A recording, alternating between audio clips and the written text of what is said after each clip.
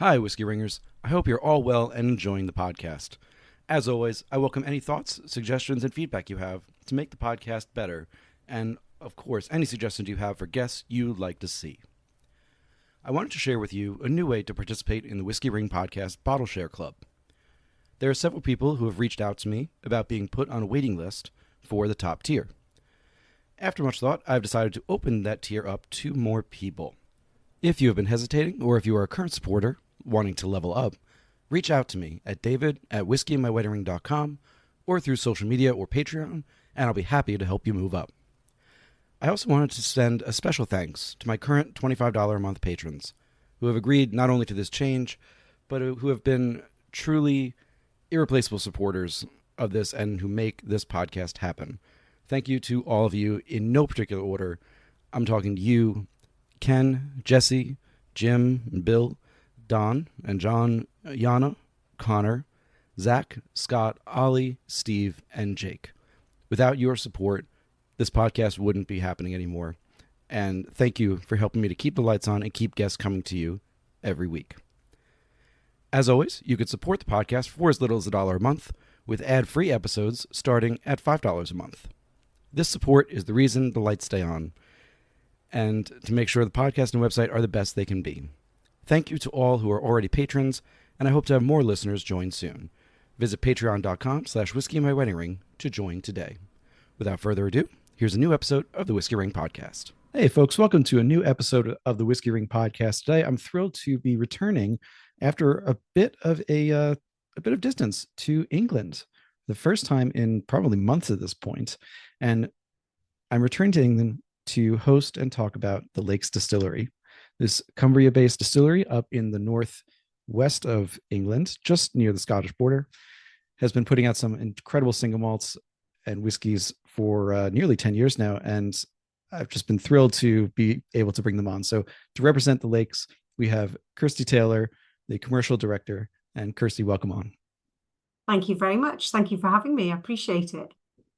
Absolutely. So as I said, I've been excited to talk to you. I think I've seen the Lakes around at whiskey festivals and shows for several years now, but I'm sure I've tried the spirit earlier on and just don't necessarily remember, but things get a little blurry at those shows. But I do remember just people speaking very highly of it, and highly of the distillery and the product that was being put out. And in doing the research for this, something kind of stood out that I wanted to ask you about even before we get into the history of and all the processes and everything else we're going to talk about, which is the Lakes has been around for a little over a decade now. And there are surprisingly few interviews and podcasts or episodes and such of the Lakes, at least that I could find. I'll give you the out that currently, if you were to search Kirsty Taylor, the Lakes on YouTube or Spotify to look up an episode, Taylor Swift's The Lakes comes up for every single page. It's impossible. But anyway, back to the main question. I'm just curious, is there a certain lack of attention being paid to the Lakes, that it needs more attention paid to it? Is it a move on your part to kind of limit the access? Just trying to understand that a little bit. Yeah, no, it's a great question, and certainly we're starting with one that no one has ever raised before. It is definitely not been an intended move to hold back on talking to people about the Lakes. I think it is probably a symptom of the fact that we are a very small, tight team. We have a huge ambition as a distillery. We set ourselves exceptionally high standards in everything that we do. And I think probably, possibly we've just all been a bit too busy and there's just not enough of us to get out there and do enough talking, which is a shame, really, now that you've raised it, because, I think a lot of people feedback that we've got a really interesting, not only a really interesting product in our whiskey, but the story of the creation of that whiskey and how it's made.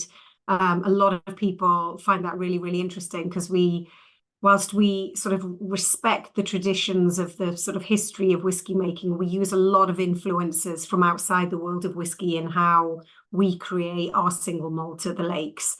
So yeah, it's a shame that you've picked that up and that we're not doing enough talking. So hopefully this is the first of many more podcasts to come, and lots more conversations over the coming years, because we certainly, love to talk about our whiskey and how we're creating it. Absolutely. And I do hope this is the first of many. I mean, and it's not something that's unique necessarily to the Lakes. Other English distilleries that I've had on the show, Adnams, Spirit of Yorkshire. I was talking to Dan Zor from Cotswolds in about a week and a half. All, either fewer compared to their American counterparts or some of their Scottish counterparts, or even no interviews and appearances like that. And at the risk of asking you to speak for an entire industry, country of an industry, is English whiskey as we know it today, so 2006 and forward, to your point, still kind of too small, young, however you want to put it, that it needs more legs under it first before it can really put out those boots on the ground to get the name out more and expand further? Well, I think definitely, the expansion of resources in the sense of people and teams and the ability to use, external and internal PR mechanisms, definitely comes with size and scale and revenue.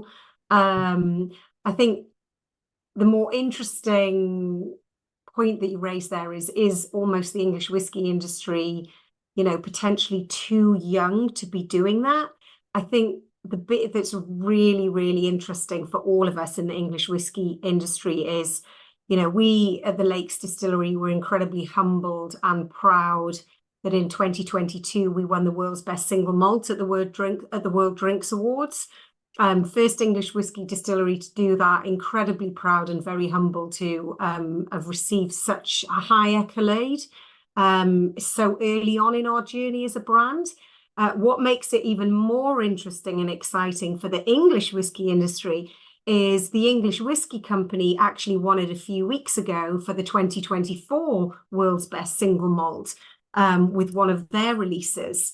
And when I sort of literally, I was delighted for the English whiskey industry that not only has there been one, but now two distilleries putting out the world's best single malt. So I think that in itself speaks huge volumes of the quality that is coming out of England. While we might not yet have the quantity, certainly that quality first agenda, the real focus and attention to detail on everything that's happening in England, speaks volumes through now two distilleries having won that award. And I did look at some of the history of who else has won that award. Now, obviously, Scotland is the dominant player in the history. I think it's a 16-year history of the world's best single malt now.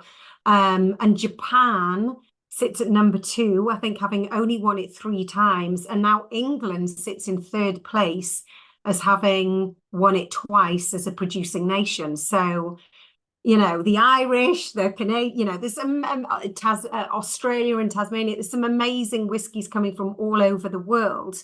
But in the League of Nations right now, England is sitting in 3rd place, which, bearing in mind, the industry is still in its infancy in England. I think all of us as producers are incredibly proud to be on that league table. And as I say, it says a lot for the intention to detail.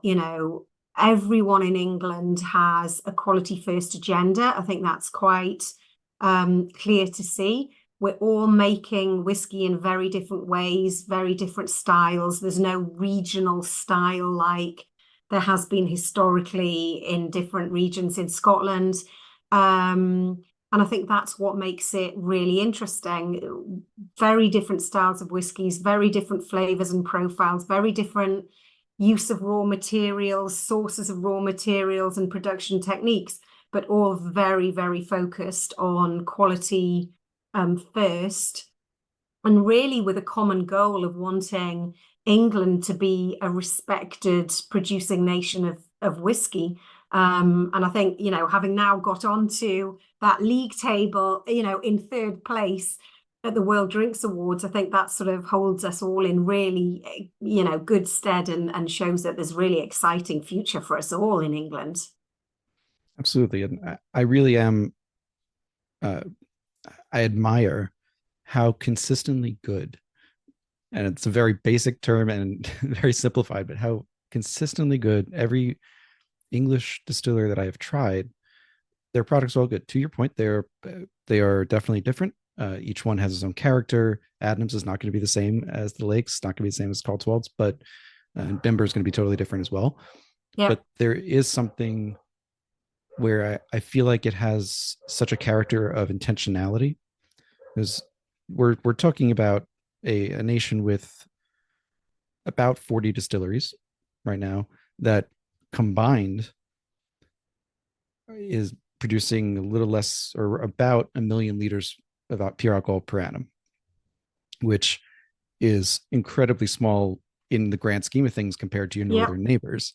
Yeah. So it's very, very little. So there's not necessarily a lot to go around, which also goes to the point of, well, if there's not a lot to go around, you got to be sparing with it. With that, I think I'll jump into my first question having to do with the history of the lakes and the Lake District, which, as I said, it's Cumbria. It's the western part of England, the northwest corner, I would say, of England, just south of the Scottish border. It is a lovely, lovely place. Been fortunate to visit it twice now.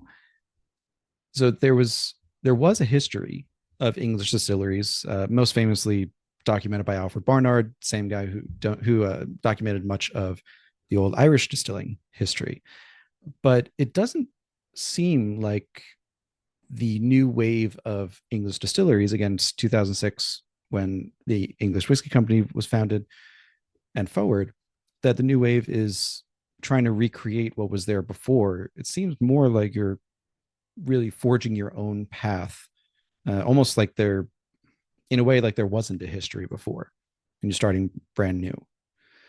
I think there was such a period of time where there wasn't any whiskey making happening in the UK, so that there absolutely was, a history a long time ago. And then there was a huge period of time, or an extended period of time, where there was no whiskey making happening. And I think a lot of, certainly, well, yeah, certainly all, I can't think of any English whiskey distillery who is necessarily trying to recreate history.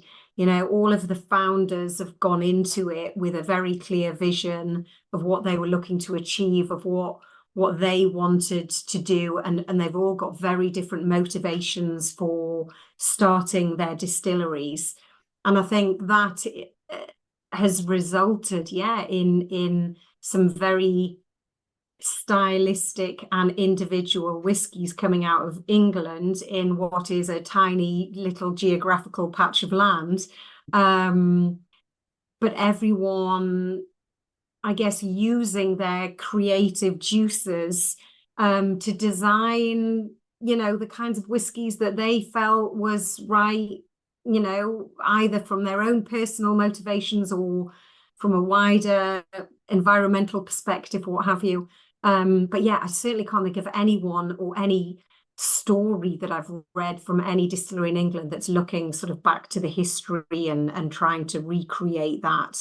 I think the industry in England is incredibly forward looking, and really, thrives on the opportunity to innovate, that not being in Scotland and not being governed by the Scotch Whisky Association does actually allow us to do. I think, that is a big motivation for a lot of the creators in England. And you are. I do have a question a little bit later on that's talking about the English Whiskey Guild and creating, Hmm. pushing for that geographic indicator for England, while being, as you said, balancing the need for everyone working together with the openness for people to make whiskey how they want to make whiskey. But before we get to that, I want to just take a quick pause and pour the first of the drams that you've so graciously shared with me. So the so we have four expressions: the Whiskey Makers Reserve 4, 5, and 6, and Yep. then a U.S. only release, the Whiskey Maker Rivea. Yep. What, in your opinion, which one should I start with? I think ooh. So let's start with Whiskey Makers Reserve. I was going to maybe throw things a little conventionally and go with Rivea first. Rivea is the lighter of the four whiskies that we've got here, but actually, I think we should talk through the four releases from the Whiskey Makers Reserve series initially, because this is almost the Whiskey Makers Reserve is very much our kind of signature style. So if there's only one whiskey that anyone has from the Lakes single malt range, we'd want it to be one of the whiskies from the Whiskey Makers Reserve series. Yeah. And the reason why we sort of call that our signature style is because we believe that Whiskey Makers Reserve really best demonstrates and reflects sort of our overall philosophy of creation at the Lakes. And basically, what we are trying to do at the Lakes Distillery, I guess philosophically, is about really encouraging, the discovery of kind of new flavors. We are specifically designing bold flavors. We want them to be complex and we want them to be multi-layered. And this Whiskey Makers Reserve that you've got in front, so if we start with number 4, we believe is the best demonstration of that complexity that we are looking to create in any of the Lake single malt whiskies, but specifically through the Whiskey Makers Reserve series. So you mentioned that today we've got number 4, 5, and 6 with us. I guess the first question we always get asked is why the different numbers? Okay, what does that mean? Why are there a series of releases under the Whiskey Makers Reserve? So the Whiskey Makers Reserve series, they're kind of like a family, okay? Each of the releases contain the same DNA. So they've all predominantly been matured in a combination of American and European oak, seasoned predominantly, and I'll come back to that word in a moment, by Oloroso sherry, Pedro Jimenez, and red wine casks. Yeah. So all of them, like I say, they share the same family DNA. They've been matured in the same cask profile, but we use a technique at the Lakes called élevage. So we use élevage techniques, which élevage is a French word that means to elevate. It is a technique that we have taken directly from the cognac industry. However, élevage techniques are used in different sort of artistic forms. So it's used in cooking a lot. It's used in wine making a lot. And as I say, it's a French word that's used genuinely where people are trying to elevate flavor. Yeah. And what élevage is at its most simplistic level, what it means is rather than putting our spirit into the cask and leaving it there for 3 years, 5 years, 10 years to mature, we actually take our spirit on a journey through different casks as it is maturing. So as it moves through different casks, it takes on the different characteristics of those casks. And the journey that it goes on is very specifically designed by our whiskey maker, who is making very intentional moves to create different nuances in the whiskey. Yeah. So Whiskey Makers Reserve, all matured predominantly in American and European oak, largely using PX Oloroso and Pedro Jimenez. but they've been taken on slightly different élevage journeys to identify the key characteristics coming out. So Whiskey Maker 4 has actually spent slightly more time in American oak, yeah, than number 5 especially, and then number 6 as well, that we're going to come on to. So what you will see through these first 3 whiskies is these common characteristics that come through. So they all have the rich, dark fruit and the kind of gentle spice character that you would expect to derive from a European oak cask. They all have this sort of gentle toffee caramel character, which is coming through from the use of American oak.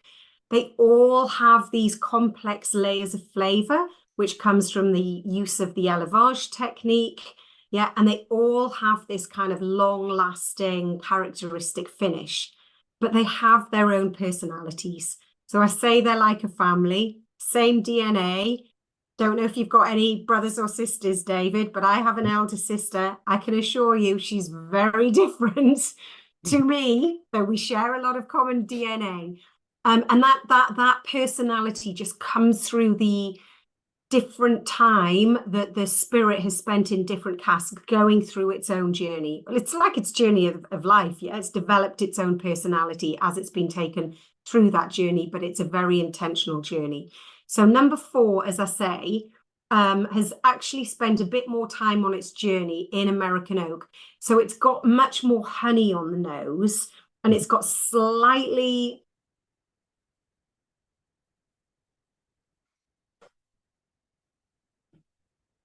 I get slightly more kind of almost that kind of polished oak characteristic on the palate coming through. And I think when you have all 3 side by side, David, it would be easier for you to identify and pick out the differences. Because as I say, they have a common family DNA, but actually their personalities really start to shine through. And I guess the key characteristic of number 4 that we've got here is that kind of more kind of like Manuka honey, sort of honey that you get through coming on the nose. And you still get all that dark fruit on the palate. But it's just got a slight, you'll notice when we go on to number 5, it's got a slightly sweeter characteristic to it. I can definitely, of course, the red fruits, especially cherry, I'm getting a lot of from the sherry casks is all there. And it's really, I'm having difficulty talking. It's very mouthwatering in a good way. I can see the honey as well. And I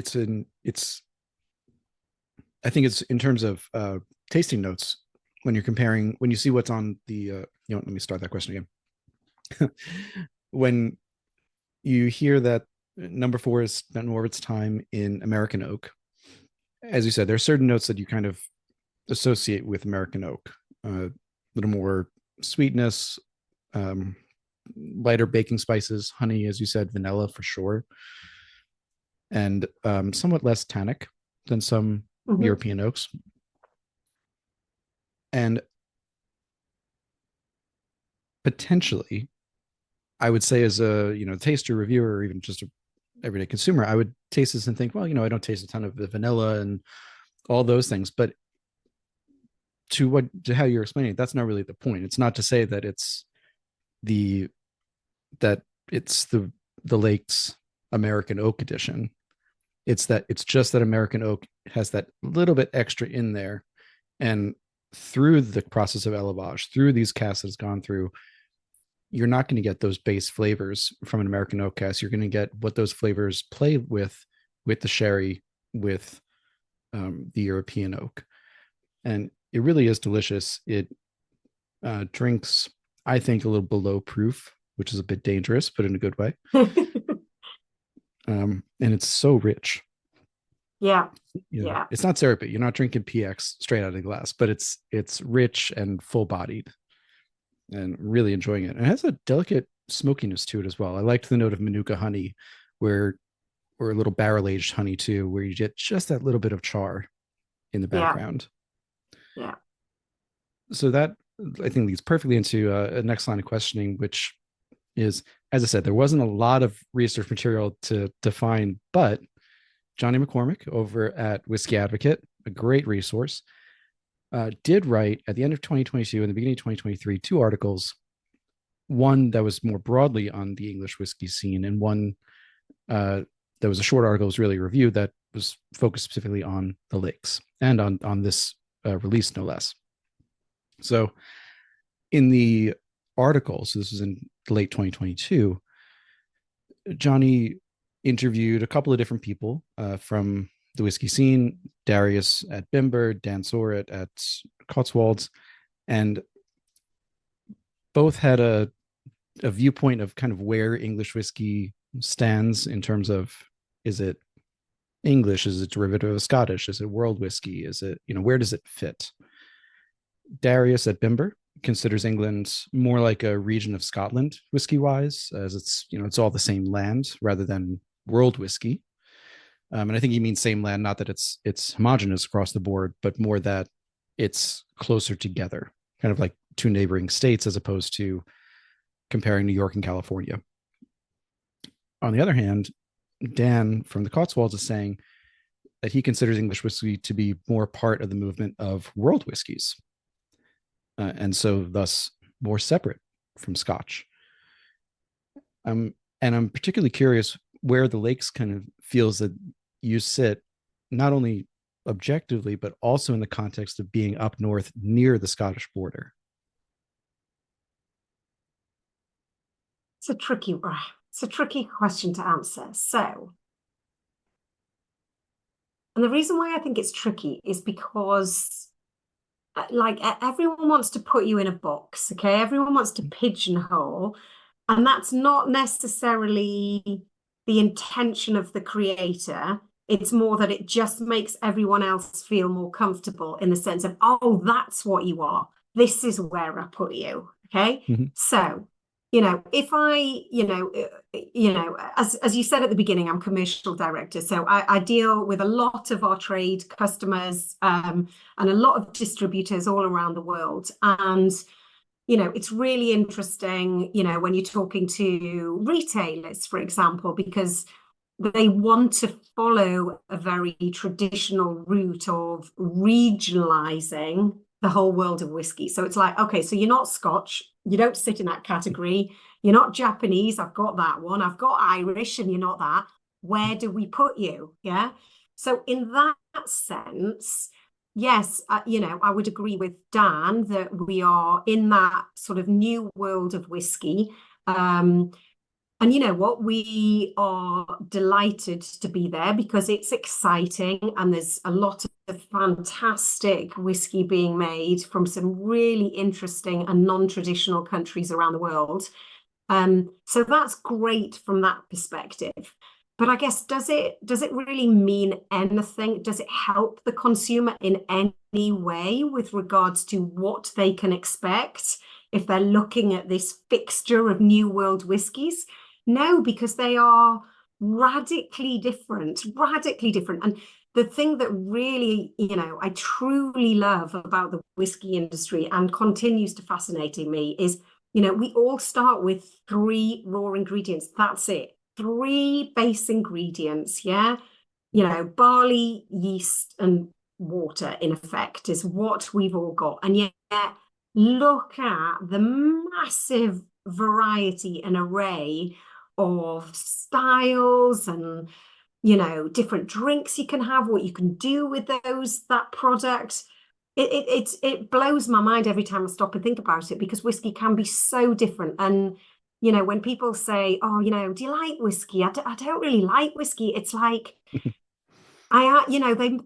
look at me, and if I had £1 for every time or $1 for every time I sort of get thrown this look, it's like, you just haven't found the one for you yet, but it's out there. Yeah, it's out there because there's such a variety, and people are tainted, certainly in England, and in this part of the world, which has got a long established whiskey industry. People are very tainted by what their parents and their grandparents drank, and they have childhood memories of things. Oh, no, I don't like whiskey. And interestingly, I've spent quite a lot of time in Eastern Europe recently, and that is very much a developing a developing nation, but also they've only sort of in the last 2 decades been exposed to sort of, great quality dark spirits. Yeah, they're a very white spirit, culture. And it's just, I'm always blown away when I've been in Poland a lot recently. Number one, I go into events and there's more women than men drinking whiskey, and I never see that anywhere. Everyone, most people are under 45. That's fabulous to see. The women in the room are really opinionated about what they're drinking, what they're liking, right? The whole room is genuinely fascinated. And it's like none of them have got preconceptions about, a region or a category or a box that something should be put in. They just want to learn more and discover about what's in the glass in front of them. So, when we get sort of asked about, where do we see ourselves sitting? We're not Scotch, no, but that doesn't mean that there aren't some really innovative and exciting distilleries, doing some really creative stuff in Scotland. There is, because, the days of them even just producing, the same style from the same region is over. There's some really exciting new stuff coming out of Scotland. And I guess then that's where we sort of more align ourselves, I guess, philosophically to other people. So, here's a great example. At the Lakes, we're very, very focused on maturation. We put a lot of time and effort into the sourcing of our wood, the creation of our casks, the seasoning of those casks. We put, huge amounts of time, effort, money, and resource, because we fundamentally believe that the key contributor to character comes from the wood. Yeah. That means we're probably more philosophically aligned to a brand like M&H from Israel, who are not necessarily about wood, but they're all about maturation in a tropical climate. We're more maturation in a cold climate. There's some other brands around the world doing interesting stuff with wood as well. We're probably more aligned to those guys. And so I guess in that sense, yes, we probably are more world whiskey. But again, is that because we have more ability to innovate because we're not governed by the SWA? But that, again, I'm going to come back to the point, that doesn't mean that there isn't some really exciting, great new distilleries and old distilleries making some really great, exciting stuff in Scotland. They are, even within the SWA guidelines that they have to work with. So sorry, that was a long answer, but it's like, why do we need to pigeonhole ourselves somewhere? Why? I'd rather sort of talk about what's in the glass, the character of the whiskey that we've got in this glass, and how we create that character, and really, through that storytelling and the art of storytelling, try and really stimulate people's curiosity and that thirst for knowledge, and rather than necessarily putting a regional tag on it. We're very proud of where we're from. Our sense of place is very, very important to us. We do absolutely believe that it does have an influence on our character, both as a brand and as a whiskey. But yeah, I think that was a very long-winded answer to your question, but we're proud of being English. We're incredibly proud of being made in the Lake District and being from Cumbria. We do believe that our environment influences, our maturation. Absolutely. The people who create our spirit, are vitally important to us as our local community. We're definitely not Scotch, that's without a shadow of a doubt. And we probably are more philosophically aligned to some of the more innovative distilleries from that New World whiskey category that you referred to.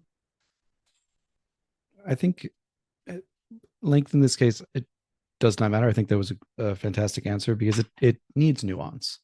It's a question that requires nuanced thinking beyond just where is the bottle going to fit on the shelf, which fairly or unfairly is where the consumer will largely first be exposed to someone like the Lakes. Yeah. If they're going to look at the categories and see the big headers at the top of the aisle saying Scotch, Irish, and then either world whiskey or, God help us, other. And it's a catch-all for now, and until other whiskey making regions like England, like we're seeing it from continental Europe, from the global South, India having its own category, until we see that on a grander scale, I can see the benefit of leaning into the world whiskey. I see the benefit of leaning into a Scotch heritage or a Scotch alignment in some way. But each distillery is going to have to play it as the cards lie for them to be as successful as you can be. Yeah. I think what we, if we literally black or white had to choose one or the other, I think, we would want to sit in that world whiskey category purely for the reason that, and I have absolutely no scientific evidence to back this up whatsoever or data, but I would assume the shopper psychology is, a lot of people who are buying whiskey will know or have a view on what's coming out of Scotland. It might be wrong, but they'll have a view. And I'm hoping that the people who are attracted to that new world whiskey category, it's because they have that curiosity. And we want to talk to those drinkers who are curious, who want to know where it's coming from and why and how it's made. And we're confident that we'll delight them in the drinking experience, but we want to go further than that in terms of exciting them when they start discovering how it's made as well. Absolutely. And with that, I think there's two directions that we could go in terms of the lines of questioning. We'll get to both, but because you did just mention the process, we could go to the process next, or to Whisky Maker Reserve number 5, and a bit about your head whiskey makers, both Deval and Sarah. So I'll leave it to you. Which way would you like to go first? Well, let's talk about number 5. And maybe through that, we'll start talking a bit about some of the focus and expertise that we put into our whiskey making that has been brought to us by both Davil and Sarah. And that can lead nicely into that conversation there as well. So Whisky Maker 5, let me grab that one. So let me explain, David, the reason why we have these numbers, right? So obviously we launched Whisky Maker Reserve with number 1. In front of us today, we have 4, 5, and 6. We've obviously been through 1, 2, 3, 4 to get to 5, 4, 5, and 6 that we have with us today. The reason why we have those numbers is basically when we, like every new distillery, we wanted to show people our whiskey. And even though we only had the very first release in very limited quantity, so if I remember correctly, Whisky Maker Reserve number 1, I think was around 6,000 bottles, was only how much it had.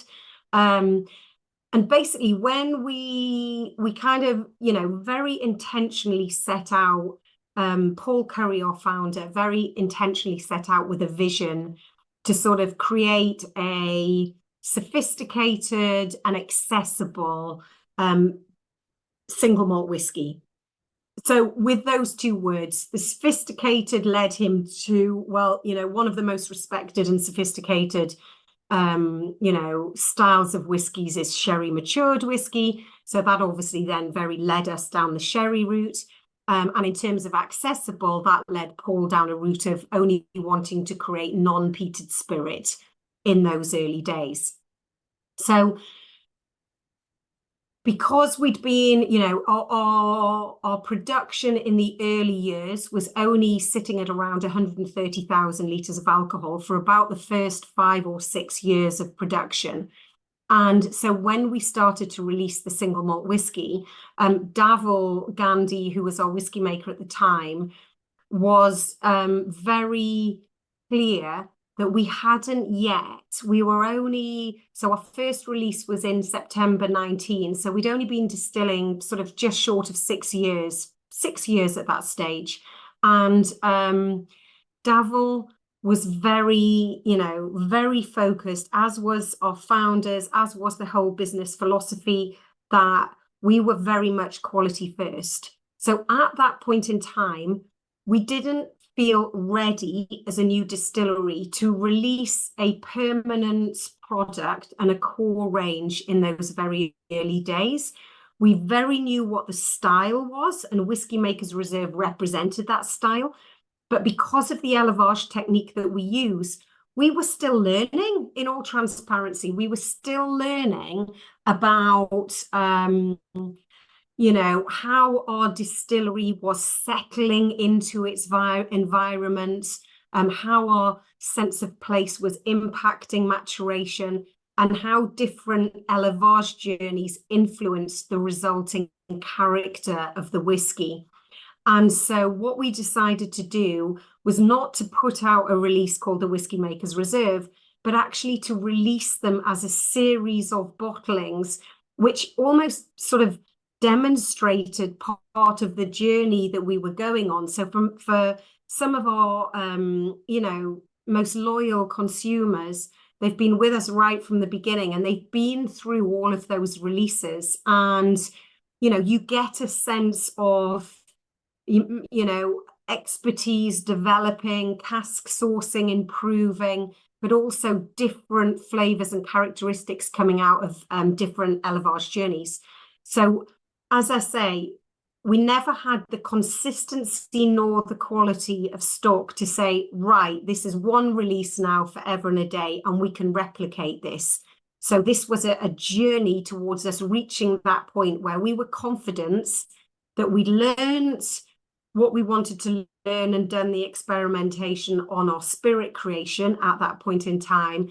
And we had taken our spirit through different élevage journeys in different wood types to really settle on a character that we felt was very representative of that signature of the Lake single malt. And at that point in time, and only at that point in time, would we then move into a permanent sort of core release. So Whisky Maker 4, the first one, as I said, had slightly more American oak influence. Whisky Maker 5, the next whiskey we've got here, actually has slightly more European influence. So I don't know whether you've managed to pick it up, David, but in terms of the defining personality, for me personally, I really get that spice that comes through from the European oak. It's got a lot of kind of the richness that you described from Whisky Maker 4. But in this instance, for me, there's less kind of, the honey is still there because the American oak is still there, but it's more kind of like Turkish, kind of like baklava, kind of baking spice that's coming through. You've got sort of, I personally get kind of hints of coffee as well coming through with that sort of honey and spice.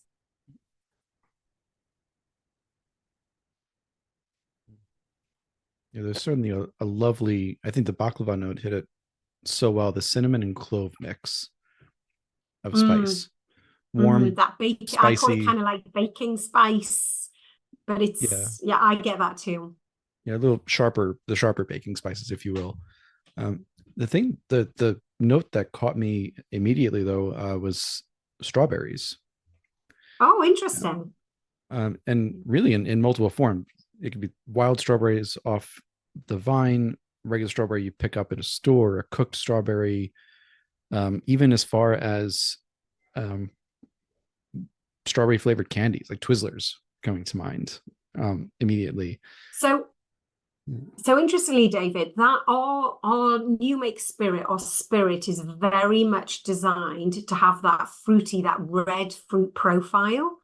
And I wonder whether you are literally, you're getting that spirit profile coming through, because whilst our spirit profile still has those cereal notes, we put a lot of interesting focus on getting that red fruit character coming through as well. It really is. And it's, I can tell the difference immediately from number four. It's less, I would say less heavy, a bit brighter with Mm-hmm. the, instead of a cherry or a red fruit, red stone fruit, the strawberry is a little tartar, a little brighter. As we said, the clove and cinnamon definitely come out noticeably. In neither of these so far has the oak been woody in any sense. Yeah. It's really for flavor much more than for oakiness, and quite quite delicious. This one is very summery, late spring, early summery, and with the, I think with the focus on maturation and the effort and cost that is being put into it, it's somewhat impossible to not address that. Both Davil, who was, as I said, your whiskey maker, head whiskey maker from 2016 to the end of 2022, and then now Sarah Burgess, who took over from Davil, both were ex Macallan people. Yeah, indeed. And you know, I kind of feel like that wasn't an accident, if you will. No, it definitely it it might not have been that way, but it definitely wasn't an accident. So, as I say, Paul, we have two founders at the Lake Distillery, and Paul Curry. Um, Basically, Paul came from a background of history, so a background of whiskey. Sorry, so his father was actually sort of managing director of Chivas for about 25 years. So Paul grew up in the Scotch whiskey industry. And when Paul's father Harold retired from Chivas, his father Harold, Paul, and his brother Andrew set up Arran Distillery, which was the first distillery on the Isle of Arran. Um, and so Paul's kind of got, a long established family background in the history in the whiskey industry. And as I say, he really wanted to create this sophisticated, accessible style of whiskey from England. And that led him into sherry cask maturation. Now, then we have a second founder called Nigel Mills. And Nigel was a local businessman in Cumbria who met up with Paul very, very early on before the business was established. But Paul had secured the purchasing rights over the old dairy farm that is now our home at the distillery. And when they first joined forces together, and you then sort of had the businessman with the whiskey maker, and they sort of accelerated forward. We also had a chairman at the time, a gentleman called Alan Rutherford, who again is long established in the whiskey industry. I think he was production director globally at Diageo for many, many years. And Nigel, being the businessman, one day turned around to Alan and said, "So how do I know this stuff is any good when it's going to come out of it? Like, we're spending a lot of money here. How do we know it's any good?" And Paul turned around, so this is no disrespect to Paul, turned around and said to Nigel, "This is the time where we need to get our whiskey maker in. We're I think they were 2 years, the business was established 2011 and Davil joined, I think, 2016. So they were 4 or 5 years into this journey. It was getting more and more serious in terms of the amount of money that they were having to raise and the investment they were putting in. And Paul was like, "It's time that we go and find ourselves a whiskey maker." And because of the focus on sherry maturation and those techniques, the two of them and Alan, started looking around, and Davil had been at Macallan for some time and basically, embraced the conversation with the leaders of the business at the time and our founders. And, they gave him a carte blanche to kind of do what he wanted to do. And, that's what really excited and motivated Davil about joining us. It was like he was still young, very energetic, incredibly ambitious, and he'd been given his own distillery. And as much as, he speaks incredibly highly of his years at Macallan, and, who wouldn't, working with some of, if not the best stocks in the world. It was, I wouldn't say it was formulaic, but, huge stocks, huge value there, recipes to be followed, etc., etc. And Davil, being a very creative person, really loved this idea of actually being part of creating a legacy, being part of this journey of laying down the sort of stock strategy and really creating some very interesting whiskies of his own. So yes, it was no coincidence that they found their whiskey maker from one of the leading and most respected sherry matured whiskey houses, let's say, in the world. Look, it makes sense, and to be able to lure is a little bit strong of a word, I would say, but to lure someone away from Macallan to a fairly new distillery, but as you said, be given carte blanche, that must be a very exciting proposition. And Yeah. I hope one day to be on the production side of this industry and on the other side of the microphone. But it's exciting to think what must have been going through his head at the time. Do you leave this massive organization with pretty much any resource you could want? As you said, some of the best stocks, some of the best sherry casks that are contracted specifically for Macallan, and come to a new distillery that may be putting out good distillate, but it's still finding its way at that time. And arguably now, not in any negative way, still finding its way 10 years later. Oh, very much so. Yeah, absolutely. Yeah. And, Davil is, since, as I said, he's since left the Lakes in an official capacity, but to found his own consultancy. Yep. But if I was reading correctly, he's still involved. The Lakes is his first consulting partner. It was, yes. Now that we've got Sarah on board, he's no longer consulting with us. I mean, I think he's always going to be a lifelong friend.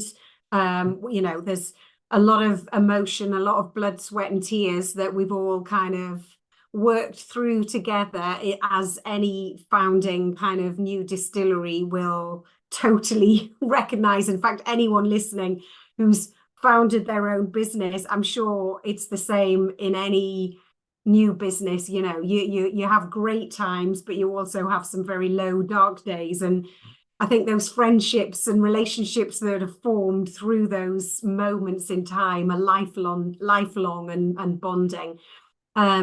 So yes, Davil, we're still releasing whiskies that Davil made for us. He'll always have a home at the Lakes, but he's not actively involved anymore in the whiskey making process. So he set up his own consultancy business. Yes. He's very, very focused on that. We were his first consulting client under that guise. But it was always an arrangement with both of us that only until we found our permanent whiskey maker. And that, that's an interesting process when you just how crucial finding the right person is. And it's not to say that we're an oil tanker, we're only a very small distillery, but we've set ourselves down a pathway, and we really looked all around the world to sort of find the right person, not only with the right skill set, but also the right attitude. The person that was the best cultural fit for our team. This is very much a people-focused business. We're really all in this together. It took us a while to find Sarah, and God bless we did. And it was just, I wouldn't say it was a coincidence that she was ex-Macallan as well, but we didn't actively seek out on a mission to find ex-Macallan whiskey makers, but we did know that we needed someone who had real depth of knowledge and expertise in sherry wood in order for us to continue on the journey that we did. And it took us a while, I put that first call into Sarah, and it took me a while to coax her and persuade her that a journey south of the border was the right thing to do. And in fairness to Sarah, she spent 20, 25 years in the Scotch whisky industry. She lives in Speyside. You could imagine most of her family are involved and all of her friendship group are in the Scotch whisky industry. It took some balls, dare I say it, and guts and confidence to sort of say, I'm off to make whiskey in England. And I think she did, she'll tell you many a good story herself about some of the grief that she got when she started telling people that she was coming south of the border. But I think one of the things that, Sarah's very, very open about is, number one, what she loved about the lakes. She tasted all the whiskey. She thought they were exceptional. She assumed that meant that our stock was in a really good state of play for her to come and start creating as well. But she, having been in Scotland for all of her whiskey making career, she was genuinely, back to talking about England, excited to step outside of the world of the SWA. And that's no disrespect to the SWA, but she could suddenly start getting involved in innovative whiskey techniques that were just she was not able to do in Scotland. So you were asking earlier about the English Whiskey Guild, and yes, we are filing for geographical protection as well. Now, there are parameters in that we all fundamentally believe in that are very consistent with the SWA. The use of certain cereal types, distilling over copper, there's a lot of commonalities that we absolutely believe in. The single biggest difference, there's all sorts of nuances in that, like I think it's a 32-page document now, but the single biggest sort of most simplistic defining difference is that obviously in Scotland they must mature in oak, and in England we can mature in wood. So Sarah already in her sort of 16, 17 months at the Lakes Distillery has been on some very expensive shopping trips, looking at all sorts of different wood types around the world and working really closely with our bodegas in Jerez and the cooperage out there in terms of what we can do with these really interesting different wood types. Not only the influence that wood will have on our spirit at the lakes, but then even taking it further in the sense of what then happens if we start seasoning it with sherry. Because we know some of these wood types have been used for cask finishing I can think of one Irish whiskey that's done some cask finishing, but we don't know anyone that's sort of seasoned it with sherry. And again, that really cements our relationship with our bodegas and our cooperage in Spain, because they've never done that work before as well. So they're really excited. And again, this just, highlights our sort of philosophy at the Lakes about how we discover the creation of new and exciting flavors that can then make some really complex whiskies. And hopefully I've sort of covered off two subject matters there for you, but that was the big driver, one of the big drivers of why Sarah chose to come south of the border and join us at the Lakes Distillery. The quality of our casks, the focus on sherry wood, which is her area of expertise, but then this ability to start working in a whole new world of non-oak wood in combination with sherry and other seasonings to create really new and exciting flavors. It certainly did. It did cover two areas, and that's perfect. Actually, it works out well. I think before we open up number 6, I wanted to just jump back to your process. So the Lakes, if you listeners, if you go to the Lakes website, and there's so much information on there, it's not often that a brand's website is the main source of information for me. It's usually other interviews and writings and such, but in this case, because there was so much, it was a really rich source. And I just wanted to quickly first shout out a couple of resources that will enhance the context and some of the things that we didn't necessarily get to. For example, you mentioned earlier that that the distillery is a converted dairy barn, and that for American listeners, just to be clear, that is a dairy barn, not dairy barn, the food place. So, things you have to specify. There is a video on YouTube from a little over a decade ago of founder Paul Curry going around the property before it was retrofitted, looking at cattle stalls but saying, okay, where these cattle sat, that's where barrels are going to be, and this is where the mash and distillation equipment is going to go. And to see someone, it's a good insight into the vision that he had for the lakes and what it was going to become. So I encourage people to look at that. The other one that I wanted to mention was there's a video that was produced by the BBC, and it's called A Love Letter to Lakes, and that heavily features Double in it. It was from about 2 to 3 years ago, and more than anything else, you really get a good sense of the lab and the blending It's that was going on. yeah.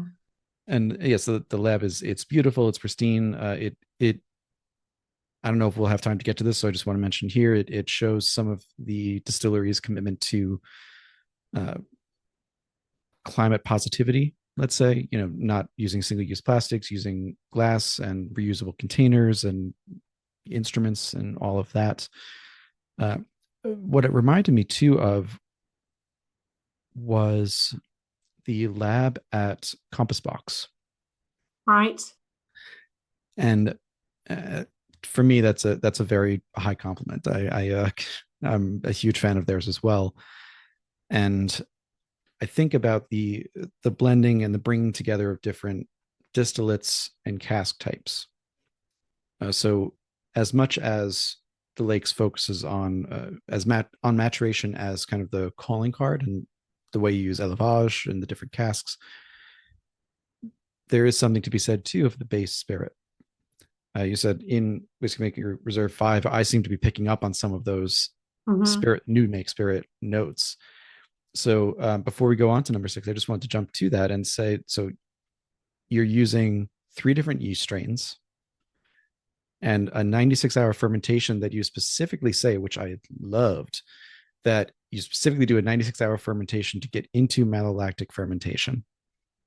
So you're going to get even more of those wonderful fruity flavors in there. So if you're able to tell us, because I know sometimes it's proprietary, are you able to share what those yeast types are and why you use 3?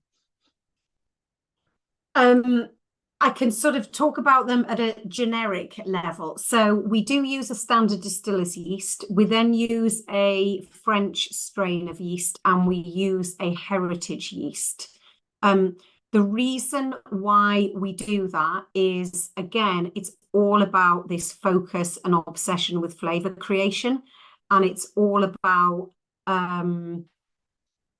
building in yet more fruity character from those 3 different yeast types. Now, it does cause problems. It does cause complexity. One of the reasons why we have to go to 96 hours of fermentation, yes, we're looking to move into malolactic fermentation, but actually one of those yeasts, and don't ask me which one, because I honestly can't remember which one it is quite lazy.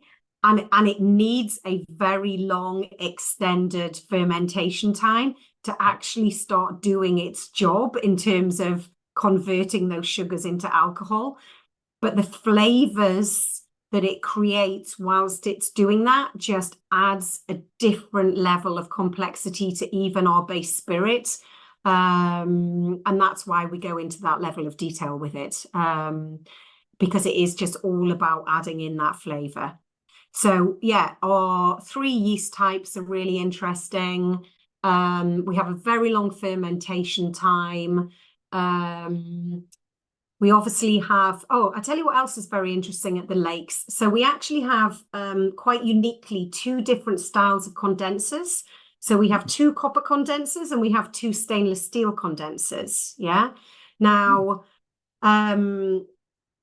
most of the time, so the way Sarah is now, historically, Davil very much ran the distillery primarily through the copper condensers.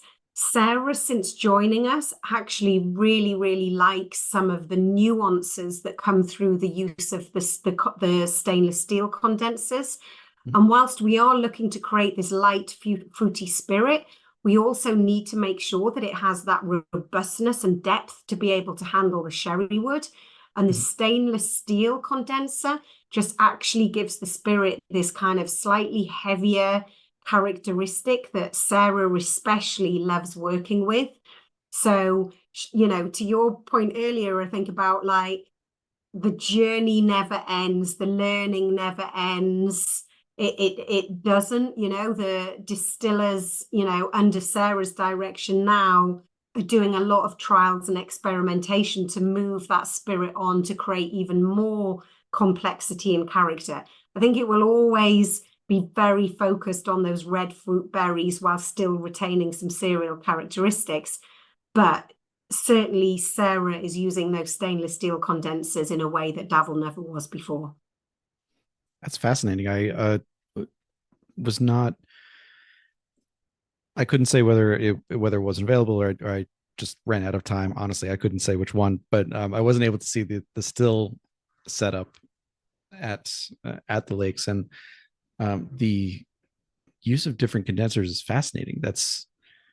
And I can see how it is quite unique. work. I have to be honest. I was in Taiwan in January, and I was with some journalists there, and they seemed to think that they could only name one other distillery in the world that any of them had ever come across using stainless steel condensers. And apologies, but I can't remember which one it was. So I think it is incredibly rare.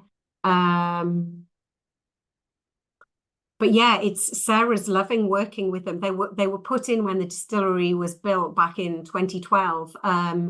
And as I say, Davil was never hugely keen on you. He did use them. Don't get me wrong. That he did use them, but he didn't get as excited about the character that's coming out of it than Sarah is right now. So it's nice to see that evolution and continuation as well. Let's wait for Sarah to put her own stamp on things. Yeah, definitely, definitely. And yeah, I think, you know, we're definitely, you know, as a brand and as a team of individuals, we are all lifelong learners without a shadow of a doubt. And I don't think that journey will ever stop in terms of constantly pushing those boundaries of where we can go next in terms of flavor creation. And with that, I have just poured Whiskey Maker Reserve number 6. Yep. We keep hitting upon things like the meticulous cask management that goes along with élevage and really with the entire profile. Not to throw a wrench in that at all. I see kind of a parallel track where, for context, many Scottish distilleries or just large scale distilleries in general, they're distilling for yield. That's why most Scottish distilleries will use distillers yeast, because they'll say, I mean, you're going to get most of the flavor from the wood, so you want as much yield as possible, so you can fill as many barrels as possible. Now, on for the lakes, you said that 80+% of flavor and of course color will come from the casks. So I think when I saw that initially, my thought was, okay, they're going to make a fairly standard, if you will, new make, and focus on just having a good quality new make that will be transformed into what they want by the cask. But the more we're talking, it sounds like, as much as you might say 80% comes from the cask, that what you're putting into the cask is meant to be on its own incredibly flavorful. So I guess that leads me to kind of hinge on that 80. I'm like, I don't know. I think they're underselling themselves a little bit, that the new make might be giving a lot more than you would by standard see in a Scottish or Irish distillery in comparison. We are, I mean, we are, it's interesting your opening point about I don't see much, you know, there's not much press and, you know, do you purposely not seek publicity, you know? I think, and I said, you know, we're just all so busy, right? And your comment there is just very reflective. It sounds a little bit arrogant of me to say it out loud, so please don't interpret it that way. But, you know, the one thing I personally love about being part of this team is that every single person, we've got about 62 or 63 employees at the Lakes, and every single one of those 63 people absolutely understands what our vision is, what we're trying to get, where we're trying to go, what we're trying to achieve, the importance of the meticulous attention to detail, the importance of the discipline and that's required to stay focused on that vision and executing at that level of detail. And honestly, David, we do believe 80% of our character comes from wood, right? But that doesn't mean that other 20% isn't as less important. We don't play by the 80-20 rule in the sense of, well, we'll take care of the 80 and the 20% will be fine. The other 20% is as focused and as meticulously executed. So you talked about the creation of our spirit. The other 10% that we believe is a big contributor is the seasoning of the casks. Yeah. So the wood type and quality of that wood is phenomenally important, but so is the seasoning of that wood. And we are, as I say, very sherry focused as a distillery. We actually use 7 different sherry wines to season those casks. Now, why 7? That sounds quite complicated. Yet again, it does add more complexity, which is not ideal, but is a necessity. And we don't compromise when it comes to quality. So obviously, Pedro Jimenez, Oloroso, 2 big contributors of flavor. Yeah. But then we use the other sherry wines we use Fino, Manzanilla, we have a Amontillado, Palo Cortado, we have cream sherry casks, and I'm sure there's a few others I've forgotten. There's 7 or 8 in total, 7, I think. But and the reason why we go to that depth is because, yes, flavor is important, but it's one aspect of a multi-sensory drinking experience. So we put as much focus onto the creation of color, the creation of the aroma, the focus on delivering texture and mouthfeel, the creation of that characteristic long kind of indulgent finish that you experience with the Lakes. We want people to enjoy the mouthfeel, yes, and the flavors that they get. But once they've swallowed, we don't want that experience to end. So we put huge amounts of time and effort into how we ensure that is a long-lasting drinking experience. We're not an inexpensive whiskey, we know that, but hopefully some of what you're hearing today explains why we are not inexpensive. We are expensive relatively. And that's because of all of the detail that's going into that drinking experience. But we really hope by focusing on the whole sensory experience that people really genuinely, despite having paid, almost $100 for this bottle of single malt whiskey, they walk away thinking that is really great value, because that is a great single malt whiskey. That's what's kind of we want people to be feeling. No, I think that's more than fair. I've of course was looking at some of the price points for some of the whiskeys. I am sad to say number 4 and number 5 are sold out. I think number 6 maybe as well, actually. No, number 5. Number 4 is sold out in most of the US, but it is definitely available in pockets. 5 and 6 are still widely available throughout the US. Oh, fantastic. So it's good. I don't think that price point is that out of line, frankly. If you're going strictly by the $10 or even $15 per year rule, then obviously, yes, it's going to be on the higher end, but it's a high quality product. It's not, it's all made in house. There's a lot of thought put into it. So for me, yeah, I agree. As someone if you're someone who enjoys whiskey to the point where you're going to be savoring it and you want to experience these different flavors, I don't think that's out of the realm possibility. maybe means you buy one month, one the next month, as opposed to, buying the entire range at once. But um, yeah, I really don't think it's that outrageous. And we've had some whiskeys on this podcast that, um, quality aside, have been fairly outrageous in price. So I don't think this is one of them. Thank you. So what do you think to number 6, David? Do you feel the personalities of each individual release coming through? I do. I think, as I mentioned, I think before air, I hadn't opened these bottles yet, so I think a little bit of air is helping to show the maturation side of things a little more. So, as we noted, I was picking up many of the notes that you would think of as the new make spirit, and I'm starting to get more of the maturation side now. So for 6, it's still sweeter. I would still say it has, to me at least, a bit more American oak in there, but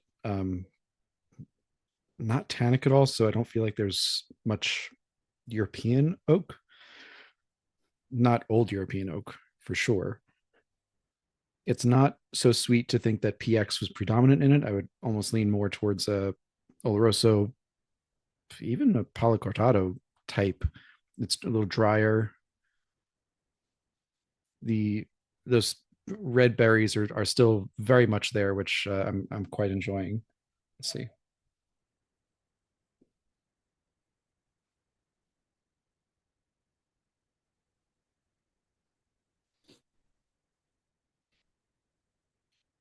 I'm getting more similar to 4 in how the honey was a main point of it, but with a little toasting of it.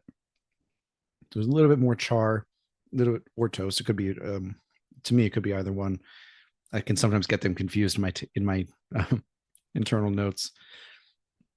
This feels like it had a lighter touch to it, somewhere in between 4 and 5, where 4 was very dark and honey and rich, 5 being brighter with fresh spring fruits and summer fruits. And this is kind of in the middle of it with maple as well.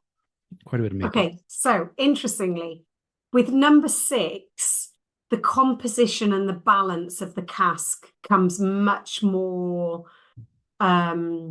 equal between that European and American oak. So interesting, you're saying, I don't get this and I don't get that. I get more lighter. That's because it's spent it's much more balanced in its composition in terms of both that American and European oak difference. So, the predominant sort of character is not either or, it's almost the synergistic benefit of both. So you get the richness that you would expect from the European oak, but you get the kind of mellowness and the lightness that you would expect from the American oak. And it's just genuinely, I think, a bit more balanced. Number 6, the flavors that I personally get through is kind of that, that I personally get that kind of, those kind of like sort of dates, some of those sort of darker stone fruit characters. So still fruity, but kind of like sweeter, sort of sun-dried dates almost. It's still got that light sort of spice, but the spice is not as dominant and punchy as number 5. I would agree with that. This is going to be a out there tasting note but go with me on this. It's turning into kind of a pomegranate molasses. Oh yeah, nice. So not usually seen here in the US, but popular in the Near East. It has a wonderful acidity to it, but also it's an acidity that can turn dark. If you can also think of a long aged balsamic vinegar, where it loses the acetone or the acetic acid bite to it, and really becomes rounded and flavorful. Drizzle those over some of those strawberries from the new make, and you've got a high class dessert right there. So it's really wonderful. And I agree, having the balance of the 2 cask types is exactly what I was tasting. I wasn't tasting one being predominant over the other. It was very balanced. And in I'm taking small sips and sips of 4 and 5 along this, you can see an evolution. And I love being able to do this. I know that certainly through the Lakes website, maybe elsewhere as too, you can buy sets of these to try them. And it's one of those cases where I would definitely encourage people to do so, because it's an opportunity to do it where you don't get to do that very often. Not to cut short number 6, I just know that we're running short on time, and I want to be respectful of your time. Um, are you okay to go just a little bit longer? We'll talk about the Rivea and Yeah, the definitely. English whiskey grilled. Absolutely. All right, so I'll So, pour the Rivea now. so I've had mine out since we started, if that's all right. So let me explain to you Rivea. So we have a series of limited edition bottlings called the Whisky Makers Editions. They were designed specifically to give people the opportunity to still experience sherry matured whiskies, but that are a complete contrast in drinking style to Whisky Makers Reserve. So where Whisky Makers Reserve is rich, bold, quite classic in that kind of dark fruit character from European oak and sort of spice and sort of toffee caramel from American oak. These limited edition releases still involve sherry wood, but create completely different drinking experiences. Some of them go even darker and bolder and more indulgent than Whisky Makers Reserve. This particular release is called Rivea, and it's much lighter than Whisky Makers Reserve. It's called Rivea. So with these editions, we like to tell a story. So the labels are very, very illustrative. We sort of, again, back to this multi-sensory experience, we like to have a label that tells a story about what's happening in the bottle itself, but in a very non-traditional way. So, you know, where we are very different to many traditional Scotch brands, we don't just want a white label with an age statement and a, you know, statement of what cask it was. We want to tell stories about our whiskies. So Rivea is all about a story of a whiskey that was inspired by the Ligurian coast in Italy. So it's that kind of Italian Riviera, which is the Italian word for Rivea. It's a very sophisticated region, but very rustic at the same time, which is quite representative of this whiskey. It's very much sort of famed for very steep, sort of cliff clinging seaside towns. And this whiskey is all about the sort of flora and fauna that grows there. So on the nose, you get a lot of that kind of floral kind of honeysuckle. Certainly that's what I'm getting. Mm-hmm. You get a little bit of the sort of fruit coming through again on the nose, those red berries you might be picking up on the nose. But on the palate, I get a lot more of that kind of citrus fruit character, and you get a lot of kind of like wild oranges and citruses that grow in this part of Italy. And I personally get a lot of that kind of like citrus, specifically kind of blood oranges coming through. It's definitely not lemons and limes. It's more that kind of rich orange character coming through. And yeah, there's definitely some of that spice coming through as well. So in terms of cask influence, you'll see from the color, it's much lighter. There's a lot more American cask influence, but there is some Spanish oak involved in this as well.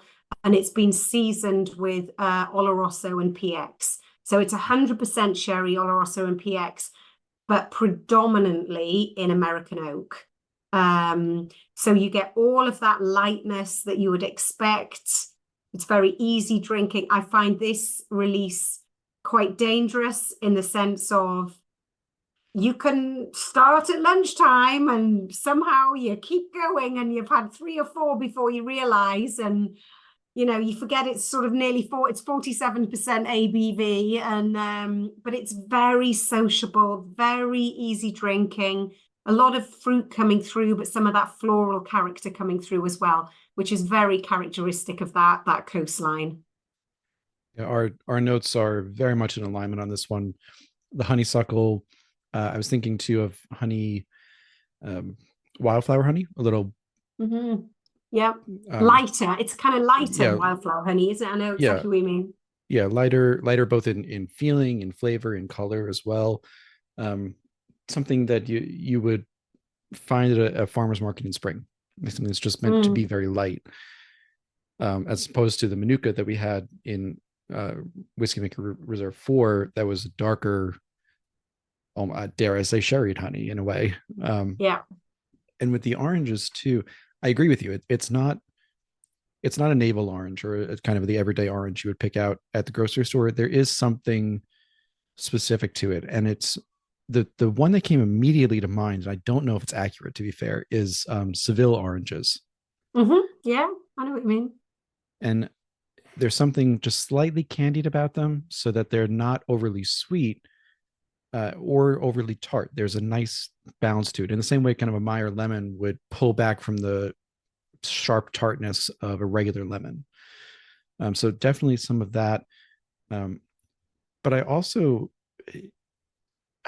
don't feel like this is an orange flavored whiskey, if you will, and that takes some balance to it, because Oloroso in particular I find can really impart great orange flavors in various ways. But the bite from the American oak baking spices, as well as the Spanish oak, which is going to very often give more tannic character much quicker than other oaks will. The Spanish oak is not just from Spain, but also Portugal and a little north, in southern France. So there's a lot of different flavor profiles that I don't think we're also as familiar with, to be fair. I mean, in the US, we're very familiar with American oak, of course. Spanish oak and French oak. French oak is becoming a little bit more common, and we may be more familiar with it because of French wines and such. But Spanish oak, as well as counterparts like Hungarian oak, it's not a flavor profile that we're immediately familiar with, which to me makes it really exciting because it's a whole new wheel to delve into. If I'm pouring this for someone at a tasting and there's 20 people in the room, you have 20 different types of oranges that are going to pop up on here, which would be lovely. And I do agree at 47%, this is dangerously drinkable. Even more summery, I would say, than five. Five is the like late night summer Yeah, drink. yeah, I'm with you. This Yeah, like this is a this day drinker for sure. oh this Yeah. yeah. Um, so it's one of them, and this in particular, if I remember correctly, is a US exclusive. Yeah, it is. Yeah. We only bottled, I think it was just short of 1,000 cases of this, and we've only released it into the US. Mm. Um, so grab it while you can, because literally these limited editions, we only bottle them once, no matter how popular they are, we'll never repeat them again. It's where we allow Sarah and previously Davil to sort of have a bit of fun with their stock to create some creations. They don't have to worry about replicating it again, but that kind of creative freedom has allowed them both to sort of, create some really, really fun and interesting bottling, some beautiful whiskies. All have got fantastic stories and some really different, interesting, creative executions on the labels. And yeah, it's I've personally loved being involved in the storytelling aspect of it because I've done some events in San Francisco and DC and Chicago, and you sort of tell people about, well, imagine you're on the Italian coastline and you can smell the honeysuckle and and it's like, oh my God, I love it. And it's like, oh, and that's what it looks like. Thank you. It So is. it's good. It's good fun. I love whiskeys that bring you somewhere. A good whiskey, and I think you said something similar to this earlier, so I want to give you full credit for that. That part of a sense of place with a distillery and with a whiskey is it should give you a memory. It should give you a sense of where it's from, not just in taste, but in feeling. I'm big on intention. So Mm. that's why I love these conversations as well, because I get to really hear the intentionality behind things. Do you want, if I'm tasting Revea and I tasted orange in there of some kind, do you want me to taste orange there? Do you want me to taste honeysuckle, but I'm tasting something completely different? And how do you get to that flavor profile you're looking to? That fascinates me, because I think that this is a very short rant, I promise, but it talking about intentionality is a much better gauge of how successful or good a whiskey is for me than simply what does it taste like. Hmm. You can have a very good whiskey that was just kind of pumped out factory style, and that could be a fine whiskey, that's fine, but to me that's not going to reach kind of an elevated status. It's to bring in elevage, it's not going to have that next level. But when a whiskey is made with intention, is made with a particular profile in mind to make that sense of place a reality for the drinker, to me that's when I start, that's, ratings wise, that's when you start getting above the eights for me. An excellent whiskey can get an 8.0. If you're going above that, it's because there's something else about it, about the experience you get with it, that brings it to a whole nother level. And I think really, and again, this is the first time I'm tasting any of these, that all of them have hit that mark quite well. Thank you. Um, again, this is your kind of first long form interview for the Lakes. There's so many other questions I want to ask, just to throw out some of the other topics that I really hope that other people will pick up on, and I'll help you for sure get on some people's radar to do this. To talk more about how the Lakes is being eco-friendly with wool insulation from local sheep, local wool insulation on the buildings, a biomass boiler. As it goes forward, what that geographic indication or indicator will look like as part of not only for the Lakes, but for English whiskey as a whole. More about the restoration process, what it was like to build this distillery. There's so much still to explore about the Lakes, and as there are with many of the distilleries in the English Whiskey Guild. And I really hope that people pay more attention to it as we move forward. But for now, I want to be respectful. I know it's getting late where you are. Um, Kirsty's been very lovely to join us in the evening in England. So with that, I will start wrapping up by just saying thank you again for taking the time, coming on here, sharing the Lakes whiskeys with me. I look forward to hearing more about it, and to hopefully meeting you in person when you do that event in New York someday.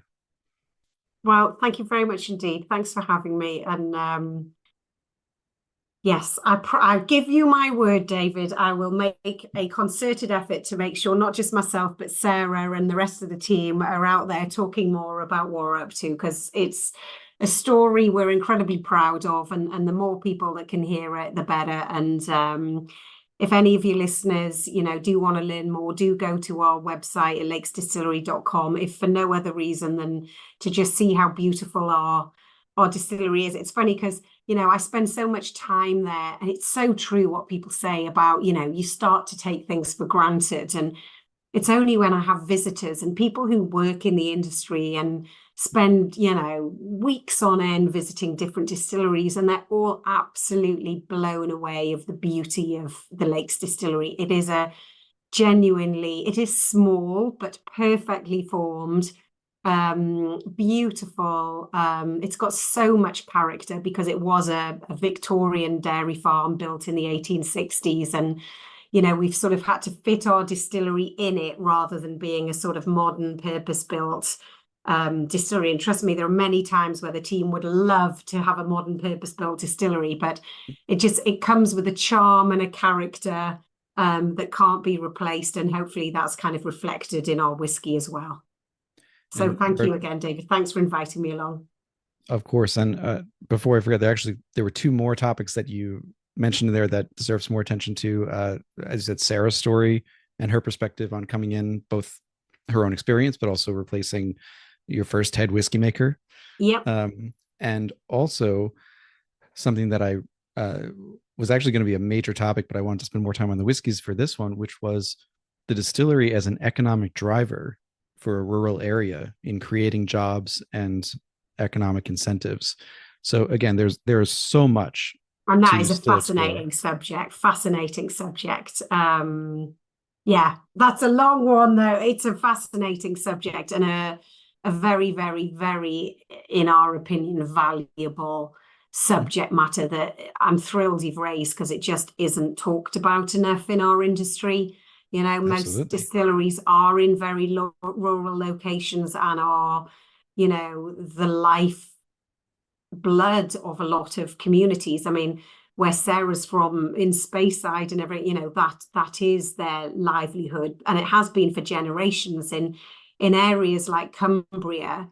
You know, we have to tackle challenges where there is no heritage in the industry, there is no skill set to employ, relevant skill set to employ locally. So we have to put a lot of time and effort on training and development, and you know, but we have an incredibly loyal workforce as a result, and we have a very loyal local community to the distillery who've watched the conversion and see us grow and get delighted and genuinely thrilled when they sort of see us in the news and, you know, winning these global awards. You know, we want to make our local community proud of you know, what we are now starting to have in terms of global success. You know, we're very proud to say we're from the Lake District and Cumbria.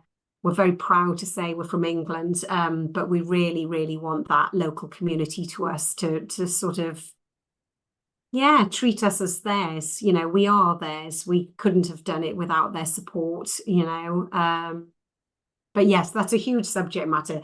And David, you know, if the opportunity arises, I'm sure Sarah would love dearly to come and talk to you specifically about her experiences, both prior to the Lakes, but as you say, going through that very interesting transition from one whiskey maker to another, and what the move from Scotland to England has meant for her personally. No better person to ask than go straight to Sarah and ask her. She's got some very, very funny stories about how the rest of the Scotch whisky industry reacted around her, and continue when she tells them about the work she's doing with Amburana wood and all sorts of different interesting wood types. They're like, whoa, what? So yeah, she is absolutely welcome to come on. You are always welcome back as well. And for that question, have Sarah start counting the number of friends she's lost because she had moved over the border. It's like I don't know how comparison it is, but it's like a New Yorker when they move to New Jersey. It's like there are some people who they're never going to see again. So it's a very state by state thing. But anyway, again, just I can't thank you enough. Hang out for me just a minute after I finish the recording. This has been another episode of the Whiskering Podcast. I hope you all enjoyed. There will be, as always, in the show notes for this episode, links to the website, to social media for the Lakes, so you can follow them, and more information about the releases as well. Thank you for listening. Thank you for supporting, and I will see you all next week. Hey folks, thanks for listening to another episode of the Whiskering Podcast. If you like what you hear, please go ahead and click that subscribe, follow, or like button. Leave a rating and review on your podcast app of choice, and let me know what you want to hear. You can reach out to me through the podcast apps or email me at david@whiskymyweddingring.com with any suggestions or ideas for new show guests. You can also support the podcast at patreon.com/whiskeyinmyweddingring. That's whiskey with an E, for as little as $1 a month. $5 a month gets you access to bonus content, including our soon-to-resume Under the Influencer series, and $25 a month means you join the Barrel Share Club. Each month, Barrel Share Club members get to try products sent to me for review, bottles from my own collection, and sometimes bottles that I just pick up because they're fun or interesting. Right now, only 5 spots remain in the Barrel Share Club, so grab your place today. Finally, please follow on Instagram. You can follow me at Whisky My Wedding Ring or at Whiskering Podcast. You can follow me on Twitter at Whisky Ring. You can follow on Facebook at Whisky My Wedding Ring or join the Facebook group, the Whisky Ringers group. And I hope to see you there. Cheers, thank you for the support, and see you next time.